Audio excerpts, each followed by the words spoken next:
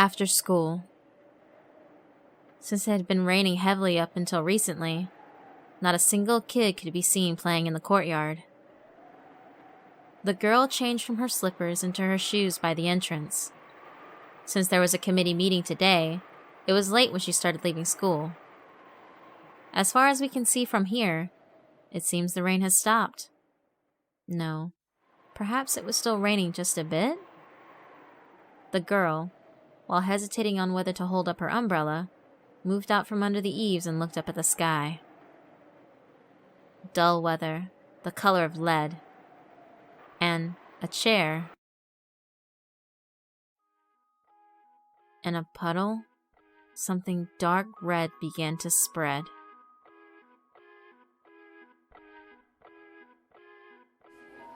What? Kana did? You're kidding, right? I heard a chair fell on her, straight out of nowhere. They say with a difference of a few centimeters, it would have crushed her eyes. The next day, her class was in an uproar. For the average, ever-repeating daily routine that was their school lives, a big incident, like one of their classmates being injured and hospitalized, almost never happened. They were all excited about this turn of events, and they continued talking without end. However, the injured girl's friends were whispering about the incident off to the side.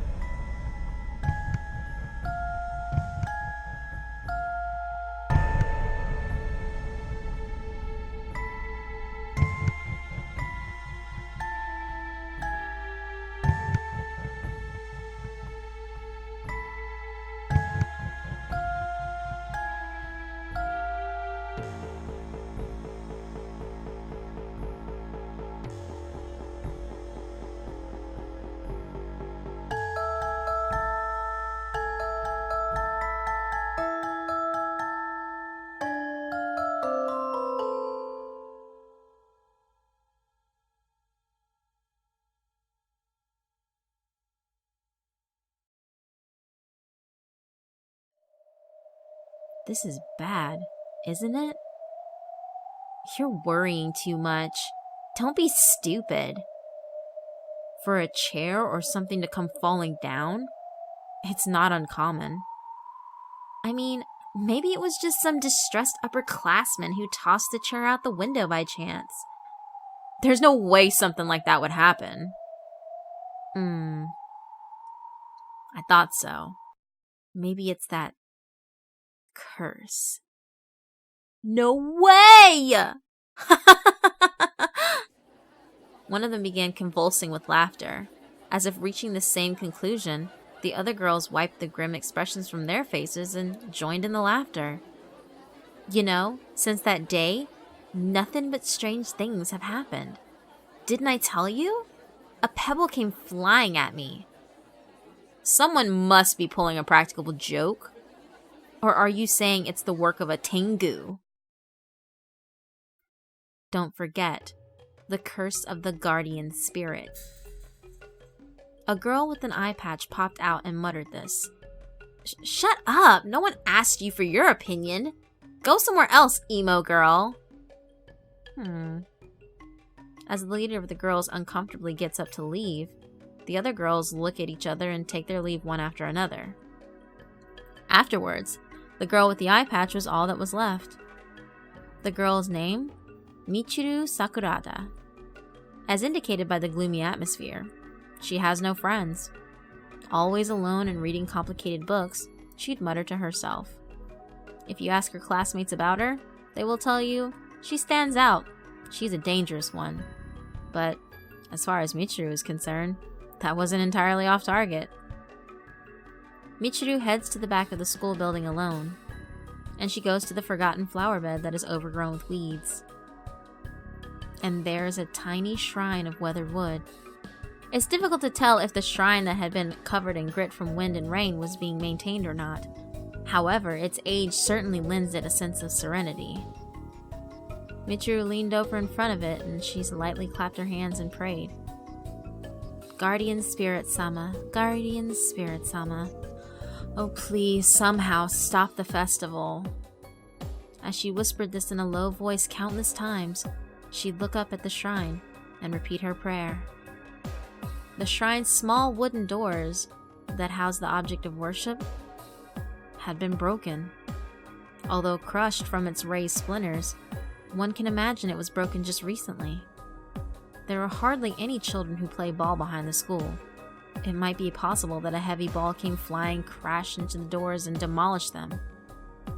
Standing up straight, Michiru caressed those doors, acting as if she was trying to repair the damage done to them. However, there was no way that would fix it. Tragically, demolished the shrine had been neglected. Who's there? Michiru stood up suddenly and then slowly looked behind her. When she did, from the shadow of the tool shed, a girl flinched in startlement. The girl was one of the friends of the injured girl. She was one of the girls Michiru had warned about the curse. Good afternoon. Good afternoon. The girl bowed timidly. As far as life at school goes, students almost never say good afternoon to each other. That awkward greeting suggests that these two haven't been making regular exchanges every day. Without even blinking, Michiru stood up and stared directly into the girl's eyes. The girl decides she's ready and walks out from under the cover. About earlier, I'm sorry. Hiromi has, well, a bit of a sharp tongue, you see. That's fine. I'm not worried about it at all, Michiru says and turns back again to the shrine. The girl also looked at the shrine over Michiru's shoulder, and then she swallowed with a gulp. Hey, Sakurada-san? Well, do you have, Have what? Well, a sixth sense or something. After Michiru let out a short sigh, she slowly turned around, and she seemed to wordlessly inquire, if I said I did, would you believe it? So the girl, unable to stand the silence, began to cringe. Kids in class have spread rumors about it. They say you, have something like a sixth sense. They say that a sixth sense means you can see, them. I can't see them at all, but that's normal, right?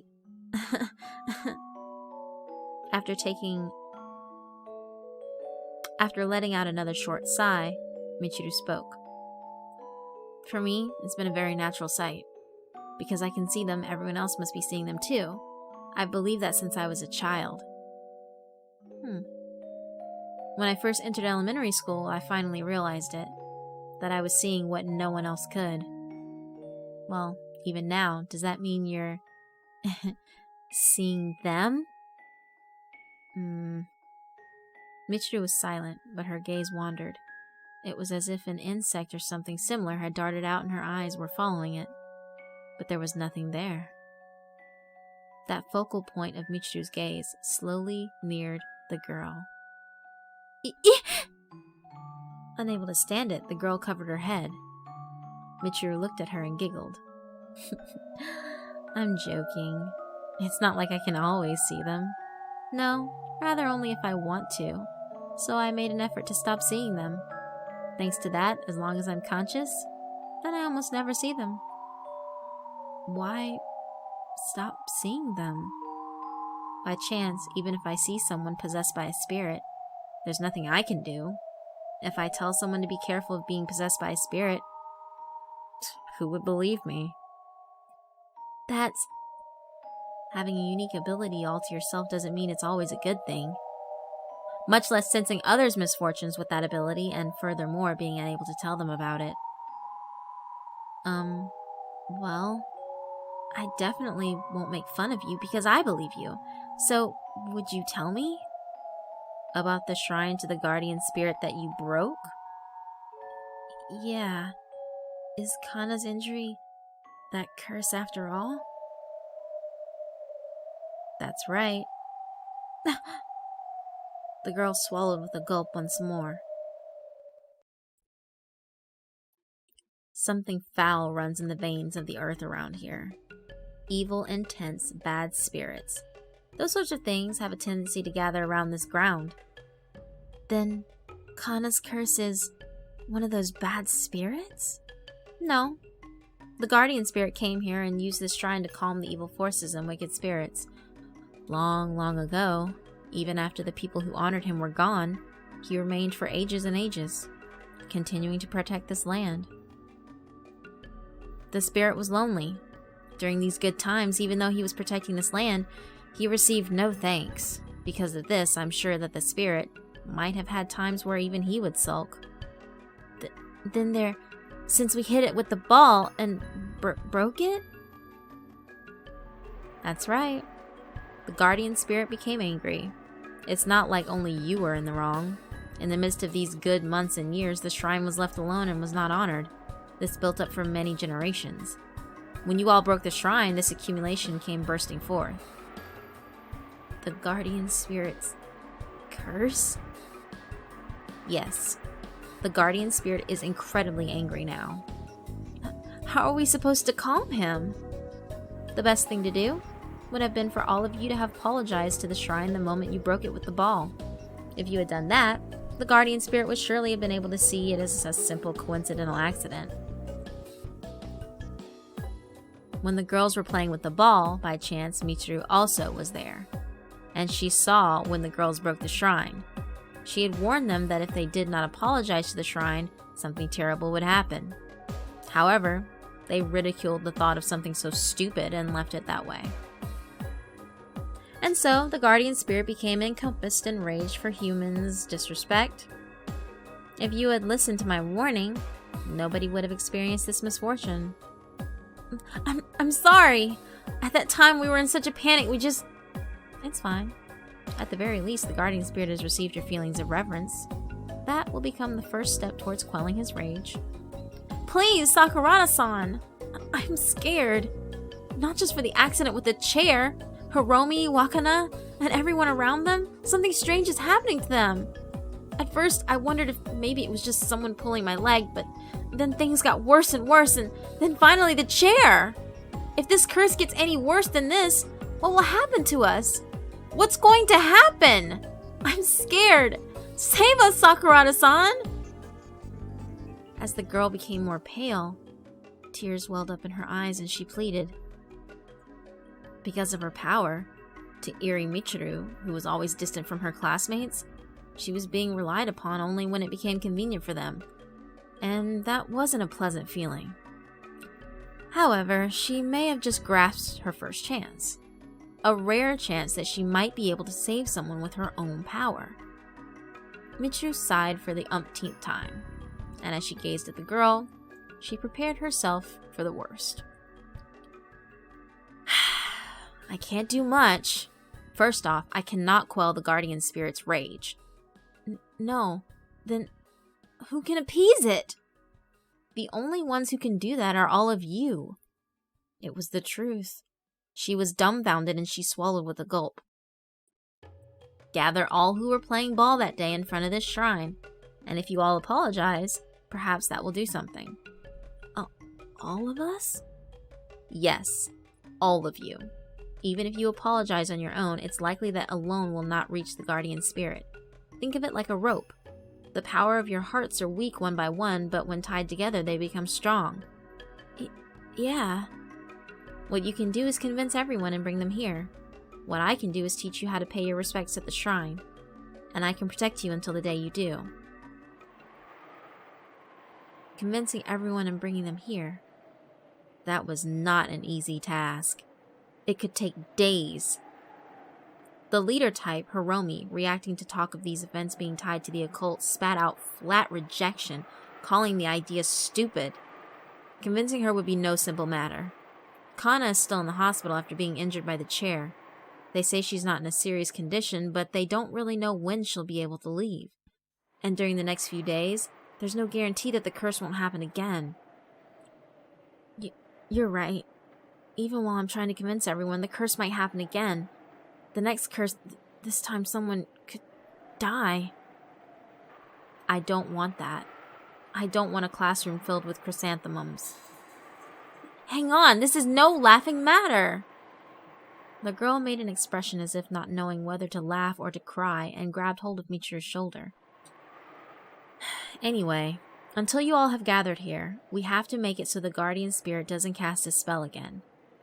Isn't there anything? Like a charm, talisman, something? There is, but the guardian spirit is very strong. Something like that can't protect you. Then what should I do? I'll definitely convince everyone and bring them here. So until then, how can we protect ourselves from the curse? With her hair blowing in the wind, Mitsu looks to the shrine and then looks up at the large school. The guardian spirit is the local deity of these grounds. To protect against his curse, you must borrow similar power from those that live on these grounds. Okay. What do I do?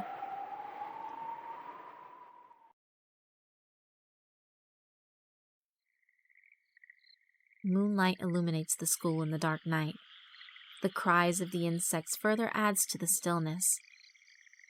The silhouettes of two people stood behind the old school building. If our teacher sees us doing something like this, we'll be in big trouble, won't we? If you think suffering a curse is better, then you should go back.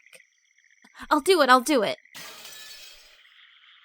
The girl struck the glass of one of the windows with a large stone. After a few times, cracks like a spider web ran across the glass, and a fist-sized hole opened up. While Mitsu cast a light on it with a flashlight, the girl reached inside the hole and unlocked a door. And then the two stepped into the old school building. About the old building. It's haunted, isn't it? Talking about that, eh? Well, we're not really alone. Right now, can you see any of them crawling about in this place? You want to know what I see? If you want, I can tell you. Never mind. In a school where a lot of people gather, a lot of memories, spirits, and power gathers there. And because of that, over many long years, this old building has become the strongest of all. Can that power really protect me? That depends on your intentions. If you have respect for those various powers and have a heart that wishes to be granted protection, then they will surely give that to you. Yes! That's my wish. That's what I want! Here, prayer beads. Take them. Good. And here is a protective charm. These will ward off evil spirits, and they'll bring the good spirits to you. Holding prayer beads, charms, and flashlights, they began walking through the old school building at night. Mitsu was chanting some strange spell or perhaps a Shinto prayer. The girl couldn't understand it, but those words seemed like they were intended to seek protection from the spirits that lived in the old building. She couldn't understand it at all, but she tried to follow along, and like Mitsu, she started chanting as well. I wonder, are our voices really reaching the spirits? Yeah, they're here. They're really close and they're watching us. Mitsu wasn't telling a lie with those words, because an otherworldly being really was there, and it was watching the two girls. You two, what are you up to at this hour? It was the subject of the old school building's ghost story, Meso Marie of the 8th ghost story. Rarely are there students who test their courage by creeping in here. Students coming in here this late are particularly rare. Marie, worrying the girls might stumble in the darkness and get themselves hurt, walked alongside them.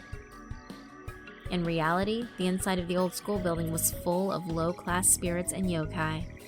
Their strength amplified by the night, they wait here and there, looking to harm these rare visitors by making them get caught on things or by causing them to trip and fall. However, when they see Marie, school yokai of the 8th rank, they jump and run out of sight. To them, the 8th ranked school yokai was a terrifying creature. So just by walking alongside them, Marie had the effect of a great talisman against evil spirits. Oh, spirits of the former school building, for just a short time, please grant me protection from the guardian spirit, because I must do the ritual and apologize with my friends. I kicked the ball in the shrine and broke it, and then I ran away. Please forgive me. Marie had been listening to the girl's story for some time. So Marie learned that the girl tapped into some creature's rage, suffered a curse, and that one of her friends had greatly been injured. She didn't exactly understand the circumstances, but resenting someone and hurting them just because they kicked a ball, thinking that something like that lived in the school, somewhat angered Marie. Please, spirits of the former school building, please protect me. Alright, I understand. I'm not really a spirit, but I'll grant your wish. Marie clenched her fist and gave a strong nod. That shrine spirit has to be pretty important to be cursing people. I could understand it for getting mad that its home was destroyed, but thinking about it, it's saying it wants everyone to gather and apologize. I can forgive it for having those kinds of feelings. I haven't met this yokai called the Guardian Spirit, but since it's something that lives on the same school grounds that I do, it should listen to what I have to say. The next day, the students are going around having fun during recess. Marie appeared behind the school building in her human-like form.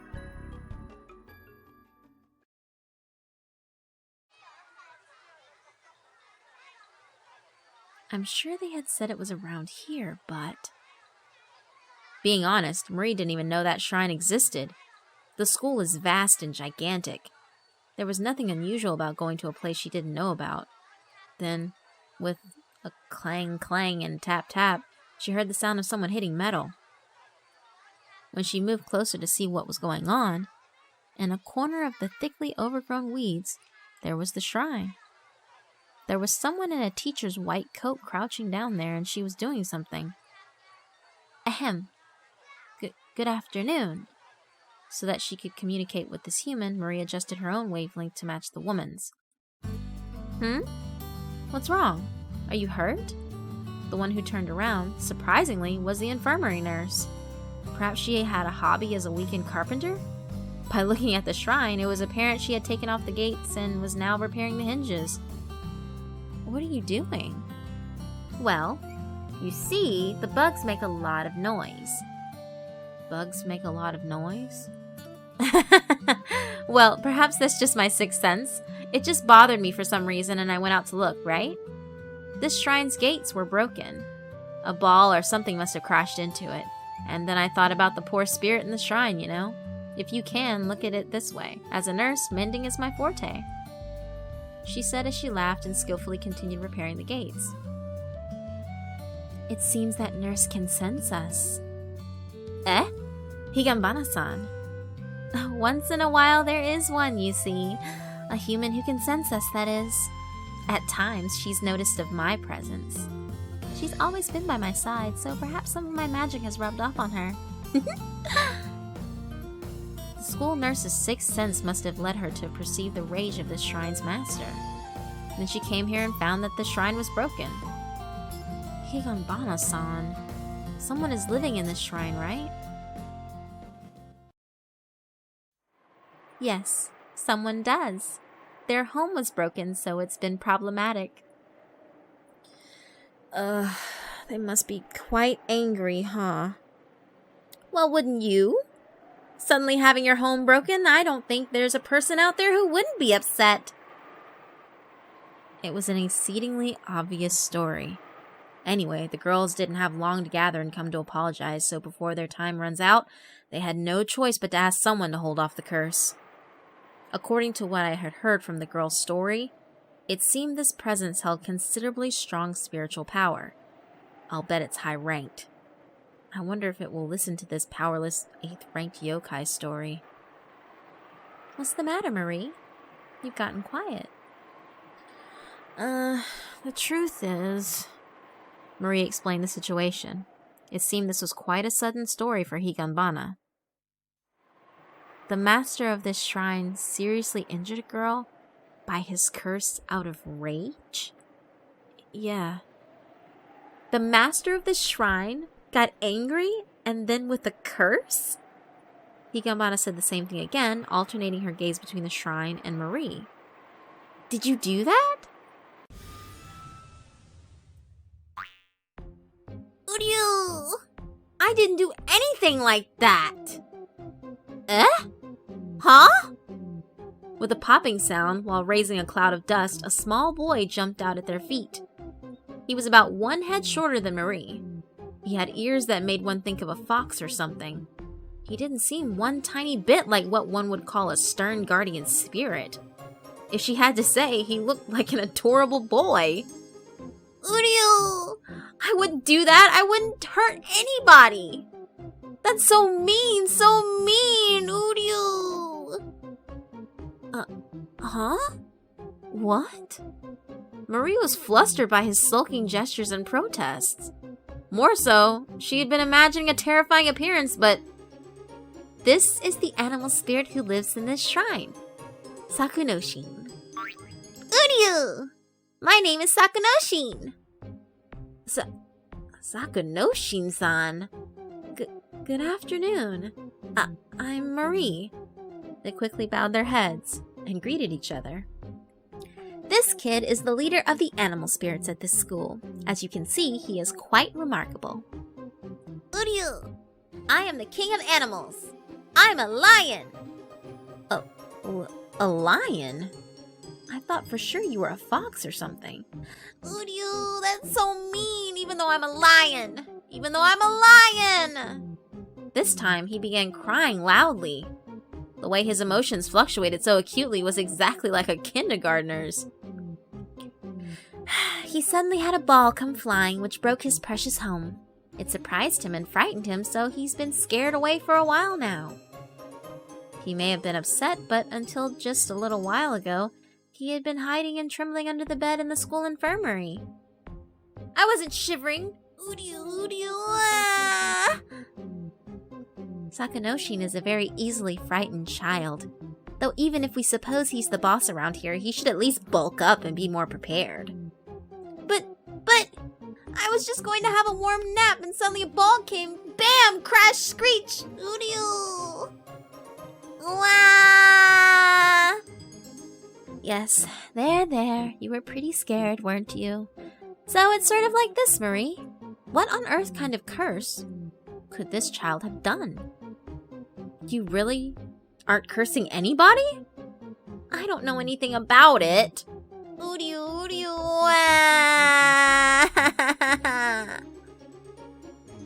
And that should do it.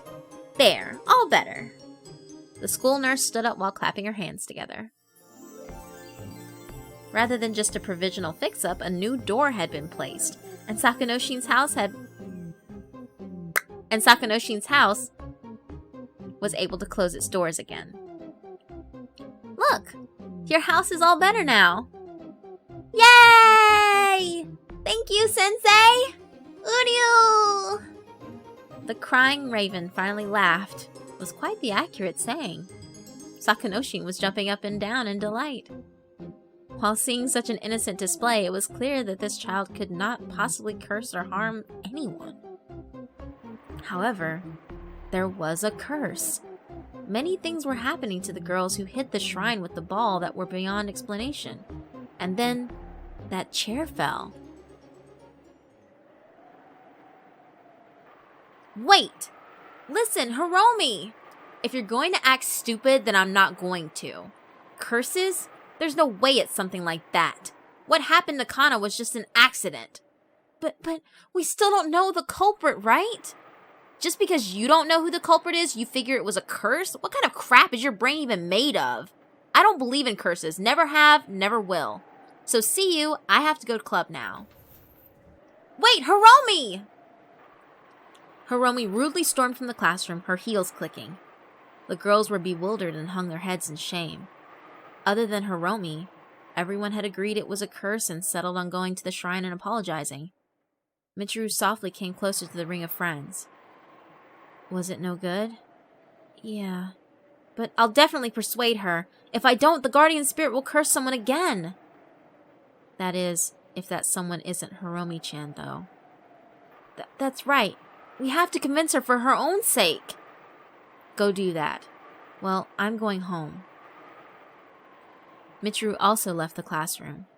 The girls continued speaking in the classroom after school. The unexplainable things that had happened to the girls all happened when they were alone, so nobody wanted to be alone when going home. Hiromi's that way, but we have to convince Kana too. We went to visit her yesterday. Kana also said it could be a curse and wanted to purify it. In that case, if we invite her, she'll definitely come with us to the shrine. Thank goodness. Also, they said she's not hospitalized because of her injuries, but because she actually had an appendicitis. Once she'd received medical care at the hospital, suddenly her stomach started to hurt and stuff. Appendicitis? It doesn't have anything to do with the chair? They said her head injury was just a graze. Is that so? Well, thank goodness. So that just leaves Hiromi, right? It'd be nice if Hiromi could change how she feels before the curse falls on her too, but if we don't do something fast, it might be too late. No, this time a fire extinguisher or something could fall. I can't handle it if somebody dies this time. Until the teacher doing his rounds yelled at them to go home, the girls talked there for ages.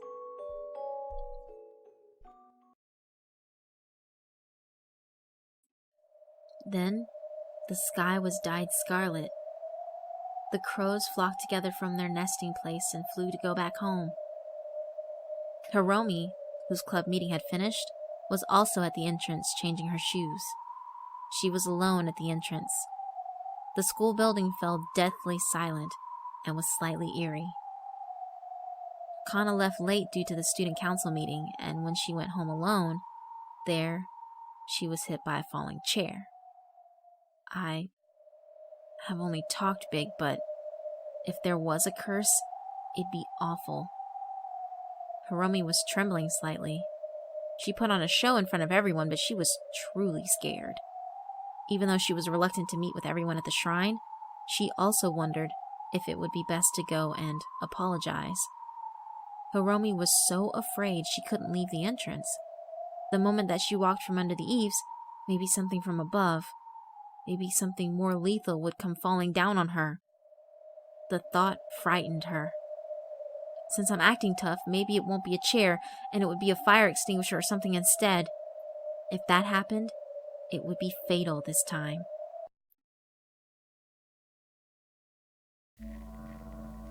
That sound had no way to reach Hiromi's ears, because that sound was immediately outside the entrance and far overheard, and it was from inside the veranda off the third-floor classroom. What it was did not betray her imagination. A little bit sooty and rusted, it was a deep red, extremely heavy fire extinguisher. It went on grinding, scraping, dragging across the concrete of the veranda's alcove. Hiromi dismissed the worst possible situation with a laugh, thinking it to be absurd, and with a bitter smile, she slowly began to walk. 1 step, 2 steps, 3 steps. If she walks a few more steps, she'd leave the entrance. She heads out under the eaves. Then, slowly, the fire extinguisher was lifted.